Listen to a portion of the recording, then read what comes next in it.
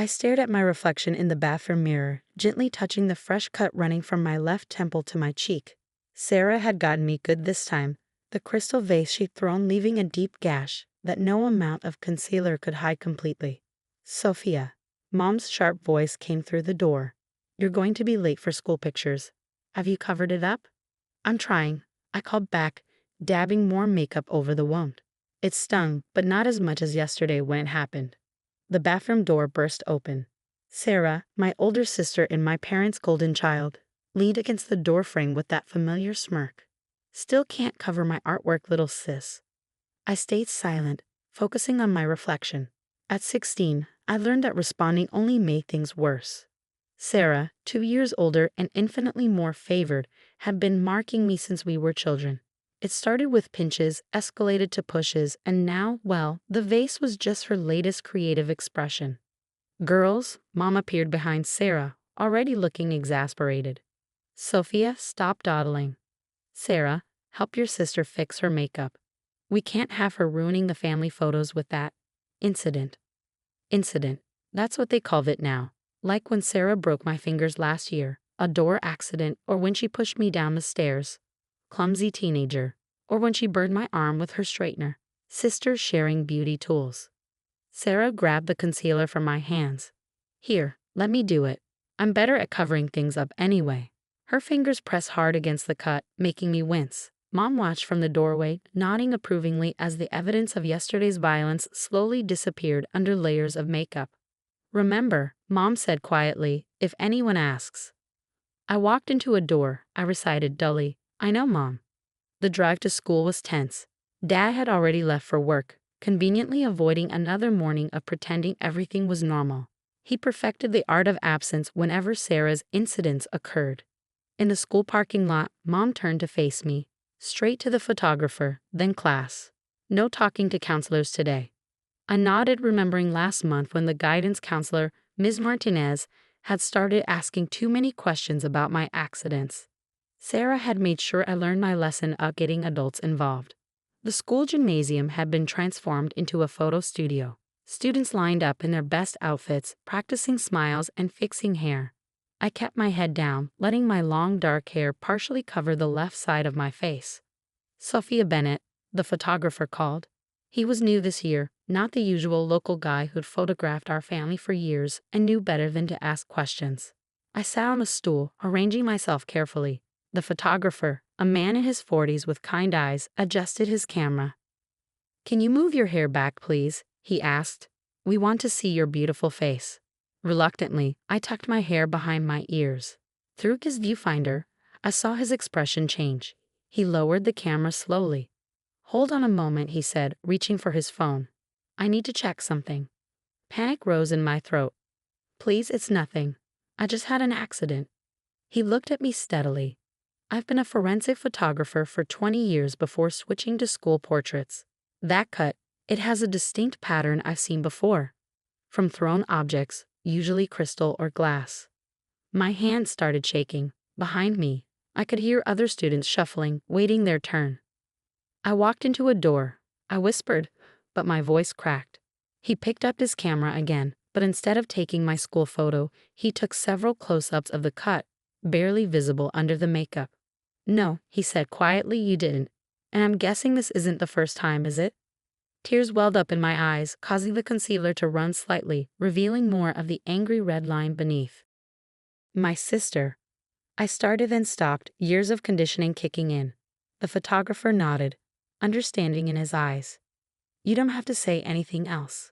But I do have to report this. It's not just my job. It's the right thing to do. As he reached for his phone again, I saw Sarah watching from the gymnasium entrance, her face twisted in fury. Mom stood beside her, already pulling out her own phone, probably to call Dad. The photographer saw them too. He positioned himself between me and the door, speaking quietly into his phone. For the first time in years, someone was finally seeing the truth behind the perfect family photos. Within 15 minutes, the gymnasium became a storm center. Ms. Martinez arrived first, her face tight with concern as she saw my partially revealed injury. Mom burst in right after, Sarah trailing behind with her perfectly practiced worried sister expression. There's been a misunderstanding, Mom announced, her social mask firmly in place. Sophie had an accident yesterday. We were going to have it checked after school. The photographer, Mr. Collins, I learned from his ID badge, stood his ground. Mrs. Bennett, I've documented domestic violence cases for 2 decades. That cut has a distinct pattern consistent with thrown crystal or glass objects. Sarah stepped forward, tears suddenly appearing in her eyes. I would never hurt my sister. We're best friends. But Mr. Collins was already showing Ms. Martinez something on his camera's display screen. Not just today's photos, but others he pulled up from his forensic photography days. See the similarity in the laceration patterns? Mom's hand gripped my shoulder painfully. Sophia, tell them about the door accident. I looked at the 4 adults now surrounding me, Mr. Collins, Ms. Martinez, Mom, and the school nurse who just arrived. For years, I'd repeated the lies, covered the wounds, and played my part in our family's performance. But something in Mr. Collins's steady gaze gave me courage. The crystal vase, I said quietly, my voice trembling. The one Grandma gave us. Sarah threw it at me because I scored higher on my sets. The grip on my shoulder became brutal, but I kept going. She broke my fingers last year with the piano lid, pushed me down the stairs at the mall 3 months ago, burned my arm with her straightener in June. Each word felt like breaking free from a chain. There are pictures on my phone. I've been documenting everything. Sarah's fake tears dried instantly. She's lying. She's always been jealous of me. Ms. Martinez pulled out her tablet. Actually, I've been keeping my own documentation. Every accident, every suspicious injury, every time Sophia flinched when her sister came near. She turned to Mom. We've called the police. Mom's face went white. You can't. We're a respectable family. Respectable families don't cover up abuse, Mr. Collins said firmly, still standing between me and Sarah. The gymnasium had emptied of other students, but I could see faces pressed against the windows. Our family's perfect facade was cracking in front of the whole school. I have more proof, I said, my voice stronger now. Hidden cameras in my room. After the stairs incident, I bought them with my tutoring money. Everything's uploaded to a cloud account. Sarah lunged forward suddenly, her mask completely gone. You little snitch. I'll show you what happens to. She never finished her threat. 2 police officers walked in, followed by Dad, who must have been called from work. His face showed no surprise, just resignation. Sarah Bennett? One officer asked. We need you to come with us. Daddy, Sarah wailed, switching back to victim mode. Tell them it's not true. But Dad just looked tired. Enough, Sarah. It's over. As they led my sister away, Mom still gripping my shoulder like a lifeline, Mr. Collins showed me the photos he'd taken. In them, beneath the smeared makeup, you could clearly see not just the current cut but faint scars from previous accidents. School photos usually hide the truth, he said gently. These ones are going to reveal it. You're safe now. Ms. Martinez was already discussing temporary guardianship options with the officers, mentioning my aunt in the next town who'd always watched me with concerned eyes during family gatherings. Mom finally released my shoulder, her hand falling limply to her side. We were just trying to keep the family together, she whispered. No, I replied, finding strength in my voice. You were trying to keep your illusion together. There's a difference. Dad stepped forward, looking at my face, really looking, for the first time in years. I'm sorry, he said quietly. I should have stopped this long ago. The nurse was examining my cut now, talking about proper medical documentation and treatment. But I hardly heard her. I was watching Mr. Collins pack up his camera, the tool that had finally broken through years of enforced silence. Thank you, I told him, for seeing what everyone else chose to ignore. He smiled sadly. Sometimes the camera captures more truth than people are ready to see. But today it captured exactly what needed to be revealed. The following weeks transformed my life completely. Sarah was admitted to a psychiatric facility after a thorough evaluation revealed deep-seated issues beyond her violence toward me. Mom and Dad faced criminal charges for years of covering up the abuse, and I moved in with Aunt Claire, who cried when she saw the full documentation of what had been happening. I always suspected, she said, holding me close, but they were so good at making everything look perfect.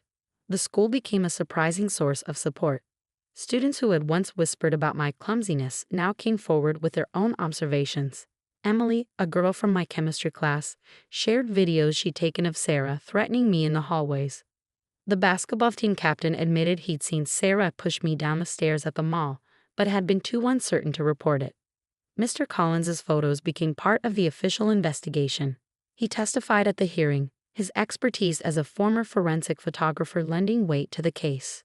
These injuries tell a story of systematic abuse, he explained to the judge, showing a timeline of my documented injuries. Each one was carefully concealed, but the patterns are unmistakable. 1 month after the school photo incident, I sat in Aunt Claire's kitchen, looking at my reflection in her phone camera. The cut had healed into a faint scar, barely visible unless you knew where to look. But other changes were more apparent. I stood straighter, spoke louder, smiled more freely. The prosecutor called.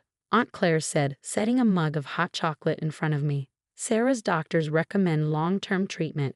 Your parents have agreed to plead guilty to child endangerment. I nodded, feeling strangely calm. And the restraining order? Approved. They can't come within 500 feet of you until you're 18. After that, it's your choice. My phone buzzed with a text from Ms. Martinez. College counselors meeting tomorrow. Several universities are interested in your story. Full scholarship possibilities. Another message followed, this one from Mr. Collins. New photography club starting next semester. Thought you might be interested. Sometimes the best way to heal is to help others see the truth. I touched my scar gently, remembering how makeup once covered not just my injuries but my entire reality. Now, each morning, I looked in the mirror and saw strength instead of secrets. You know what's ironic? I said to Aunt Claire. Sarah always said I was ruining the perfect family photos. But it took a photographer to finally capture the truth and save me. Aunt Claire squeezed my hand. Sometimes the truth hurts before it heals. Later that evening, I opened my laptop and created a new cloud folder titled Moving Forward. Inside, I placed Mr. Collins's photos, not to remember the pain, but to remind myself of the day someone finally saw through the perfect family facade and chose to act. The last photo in a series wasn't of my injury. It was a simple portrait Mr. Collins had taken after everything calmed down. Just me, looking directly into the camera. No makeup, no hiding, no pretense. In my eyes, there was something new. Hope. A text from an unknown number popped up on my phone. Sarah, using a hospital phone. You ruined everything. We could have been the perfect family. I looked at my reflection in the window, at the scar that told my story of survival, and typed back, perfect isn't worth the price of pretending. Get help, Sarah. I'd already have. Then I blocked the number and turned back to my laptop, where Mr. Collins's photography club application waited. Sometimes the best revenge isn't in hiding the truth, but in helping others reveal it. The perfect family photos had shattered, but from the broken pieces, I was building something real, something true, something mine. 6 months after the school photo incident, I stood in front of a different camera. This time, I was speaking at a conference about domestic violence, sharing my story with other survivors. Mr. Collins sat in the audience, his camera capturing these moments of strength rather than concealment. The hardest part wasn't the physical pain, I told the crowd.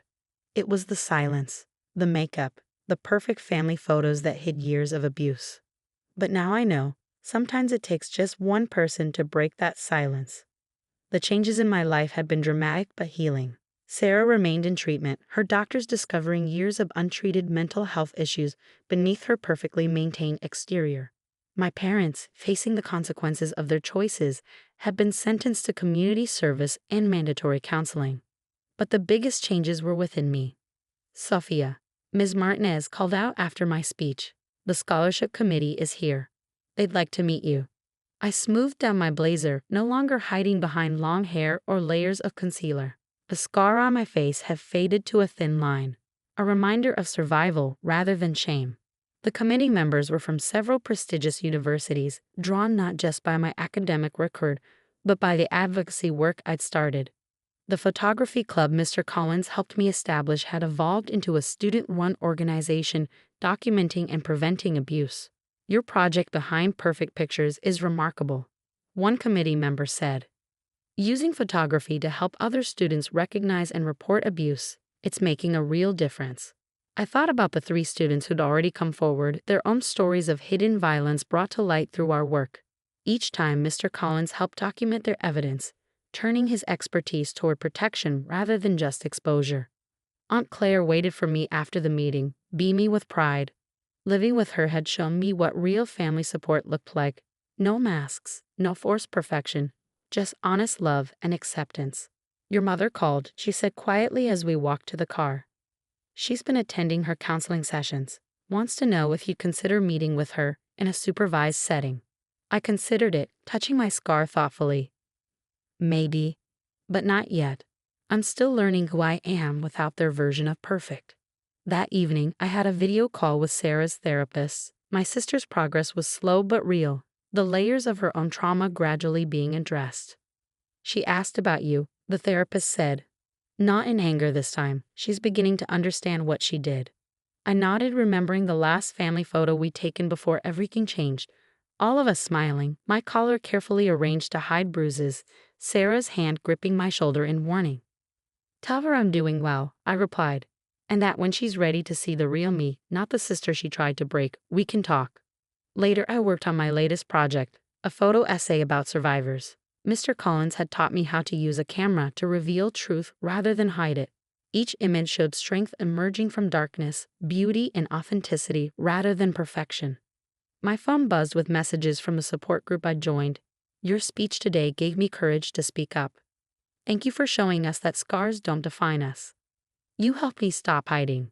I opened my laptop to finish my college application essay. The prompt asked about a life-changing moment. I wrote about a school photographer who looked through his viewfinder and saw what everyone else had chosen to ignore. "The perfect family portrait shattered that day," I wrote, "but from its broken pieces, I built something stronger, my own truth, my own voice, my own future." A final text came from Mr. Collins. "Next week's photography club topic, capturing truth. Would you like to share your story?" I smiled, touching my scar one last time before replying, "Yes," because sometimes the most powerful images are the ones that show what's really beneath the surface. The sun was setting outside Aunt Claire's house, casting long shadows that reminded me of how far I come from hiding in darkness. Sometimes the deepest wounds heal into the strongest parts of us, and the pictures we're most afraid to show become our most powerful testament to survival.